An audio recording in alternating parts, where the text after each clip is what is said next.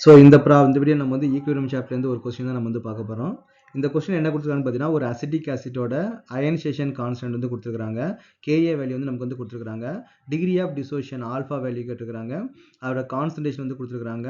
தென் ஈக்லிபிரியத்தில் அசிட்டேட்டோட concentration plus வந்து பிஹெச் வேல்யூ வந்து நமக்கு வந்து கேட்டிருக்காங்க. ஓகேவா?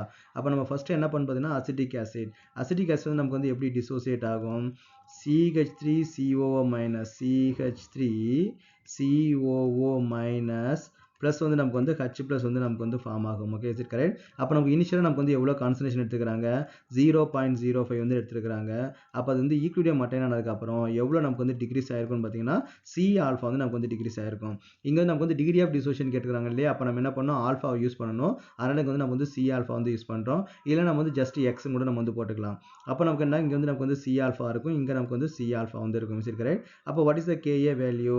அப்போ K A value which is equal to c power 2 alpha power 2 divided by 0 into 0.5 c alpha வந்து நமக்கு வந்து வரும். Is it correct? அப்போ வாட் இஸ் த cன்றது நமக்கு என்னது? கான்சன்ட்ரேஷன் தான் இல்லையா? இங்கே கான்சன்ட்ரேஷன் நமக்கு எவ்வளோ? 0.05 the whole power 2 into நமக்கு என்ன? alpha power 2 divided by 0.05 இங்கே வந்து மைனஸ் இல்லையா? அப்போ மைனஸ் 0.05 நமக்கு வந்து ஆல்ஃபா வந்து நமக்கு வந்து வரும். Miss correct? அப்போ நமக்கு வந்து 0.05 நமக்கு வந்து காமனாக இருக்குது இல்லையா? அதை நம்ம வந்து வெளியில் எடுத்துடலாம்.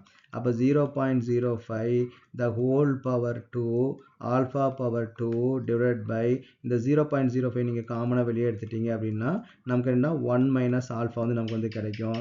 அப்போ இந்த 0.5யும் ஒரு 0.5 நம்ம வந்து கேன்சல் பண்ணிடலாம். அப்போ 0.05 ஆல்ஃபா ஸ்கொயர் டிவைட் பை நமக்கு என்ன வரும்னா 1 மைனஸ் ஆல்ஃபா வந்து நமக்கு வந்து கிடைக்கும். What is the K A value? KA value is equal to 1.74 into 10 to the power of minus 5 வந்து நமக்கு வந்து வரும். Is it correct? அப்போ நம்ம என்ன பண்ணலாம்? இதுலேருந்து இதை யூஸ் பண்ணி ஒரு குவாட்ரட்டிக் ஈக்குவேஷன் வந்து கிடைக்கும். அந்த குவாட்ரட்டிக் ஈக்குவேஷனை கால்குலேட் பண்ணால் நமக்கு வந்து ஆல்ஃபா வேல்யூ நமக்கு வந்து கிடைச்சிரும். ஓகே, ஆனால் இங்கே நமக்கு என்ன கொடுத்துருக்காங்க? கேஏவோட வேல்யூ வந்து பார்த்தீங்கன்னா 10 to the power of minus 5 வந்து கொடுத்துருக்காங்க. நம்ம எப்போவுமே நமக்கு தெரியும் QC அதாவது கேசியோட value 10 to the power of minus 3 விட நமக்கு வந்து கம்மியாக இருந்துச்சு அப்படின்னா மேக்ஸிமம் நமக்கு வந்து ரியாக்டன்ட் தான் இருக்கும், ப்ராடக்ட் வந்து ரொம்ப கம்மியாக தான் இருக்கும். அப்போ அந்த சி ஆல்ஃபாவோட வேல்யூ நமக்கு எப்படி இருக்கும்? நெக்லிஜிபிள் அமௌண்ட் தான் இருக்கும். அப்போ ஒன்றை கம்பேர் பண்ணும்போது ஆல்ஃபாவோட வேல்யூ ரொம்ப ஸ்மாலாக வந்து இருக்கும். அப்போ நீங்கள் இதை வந்து ரிமூவ் பண்ணிட்டீங்க அப்படின்னா நம்ம வந்து குவாட்ரட்டிக் ஈக்குவேஷன் நம்ம அவாய்ட் பண்ணிடலாம். அப்போ அதுலேருந்து நம்ம ஆல்ஃபா வேல்யூ வந்து கண்டுபிடிக்கலாம். அப்போ அந்த ஆல்ஃபா வேல்யூ இங்கே நீங்கள் சப்ஸ்டியூட் பண்ணீங்க அப்படின்னா அசிட்டேட்டோட கான்சன்ட்ரேஷன் கிடைச்சிரும். இங்கே நமக்கு வந்து ஹச் ப்ளஸோட கான்சன்ட்ரேஷன் கிடைச்சிரும். அப்புறம் ஹச் ப்ளஸோட கான்சன்ட்ரேஷன் வச்சு நம்ம வந்து பிஹெச் வந்து நம்ம கண்டுபிடிச்சிடலாம். அப்போ பிஹெச் கண்டுபிடிச்சு நம்ம என்ன ஃபார்முலா யூஸ் பண்ணுவோம்? pH equal to minus log of H plus. அப்போ அந்த H plus ஓட கான்சன்ட்ரேஷனை யூஸ் பண்ணி நம்ம வந்து pH கண்டுபிடிச்சிடலாம்.